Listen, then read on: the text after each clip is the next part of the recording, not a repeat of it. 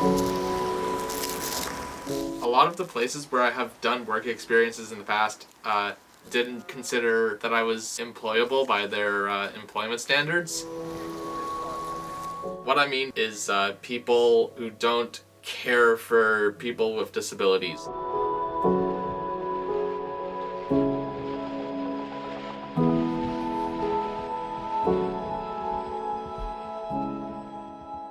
My name is Calum Bente. I am 22, almost 23 this coming December. And a little bit about myself. I am also an assistant graffiti removal technician with Goodbye Graffiti. Where I work is actually at the Pacific Autism Family Network in Richmond, British Columbia. So I actually am already quite familiar with dealing with autism spectrum disorder and related disorders. It's a little difficult for me to sort of comprehend a few things sometimes, but I do live with autism spectrum disorder. Hi there, my name is Lucas Gates. I'm 26 years old and I live in Vancouver, British Columbia. Having a disability can change my life. It's different because I do have a disability, but that's my problem, not your problem. When I was working at Starbucks, nobody noticed me at first when I have a disability because they ignore me. Basically, I feel like I don't exist. I feel invisible. I'm Callan Parker. I'm 25.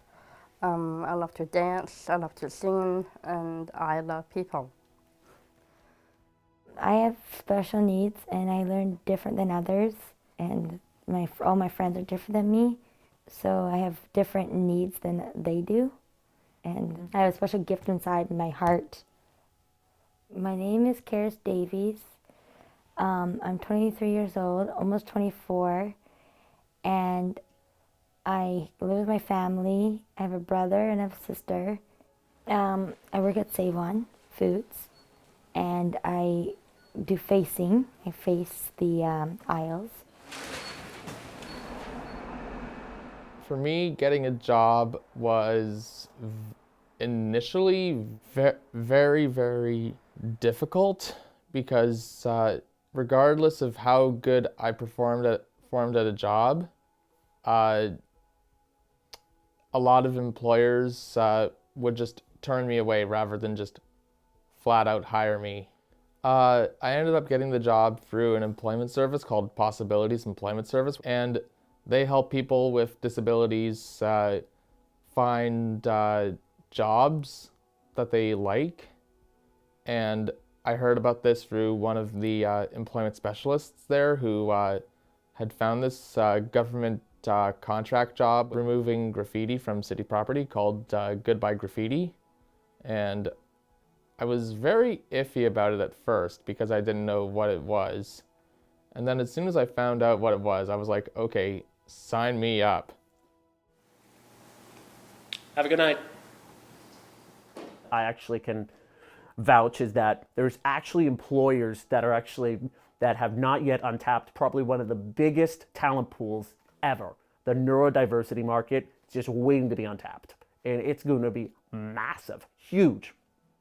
As I said before, I do have a disability, but that only makes me strong when I have a job.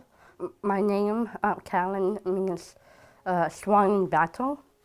I got it because when I was sick, when I was just a baby, and I had pneumonia.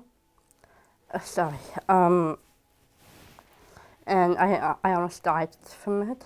But luckily my aunt saved me, and now that I'm here, I feel happy at the same time. One of my personal strengths is caring as well as helping other people, because I'm a volunteer first aid attendant as well, and that's what I'm trained to do.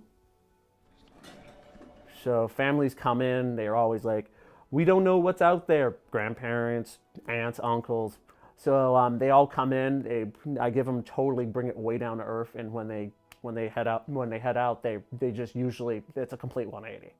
And I know for a fact that having that kind of experience is definitely a very good thing to have to go through what I've had to go through. One day I would love to work at a daycare and help the children and play with the children. I was born to dance. When I was younger, I took ballet, but I quit afterwards. But now that I was in high school, I danced through grade 8 to grade 12. I had an amazing dancing teacher, and she taught us different styles of dancing. I love dance because it's inspirational. When I don't feel comfortable, I sometimes hide it with dance. I feel happy when I dance. As my dad used to say, I have dance syndrome. My perfect dream job would be a fire investigator, because they are the people who get to go into burned out buildings after a fire has been put out to determine if it was accidental, if it was arson, or if an explosive was used. My dream job is what I have right now, actually. Personally, I'm already happy where I am in my life because thankfully I had the experience to find work, that I was able to find it at the PFN because they really are an outstanding organization. This is back in high school. I did fabric, and I want to become a fashion designer because my cousin loves fashion.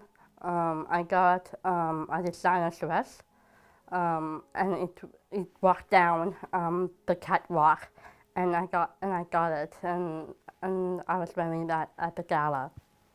I would honestly wish that a lot more mental health care services are also free, because even though there's already a lot of mental health care services that are free, not all of them are, which can be difficult for people who are living in poverty or for people who have families that have lived in poverty for years.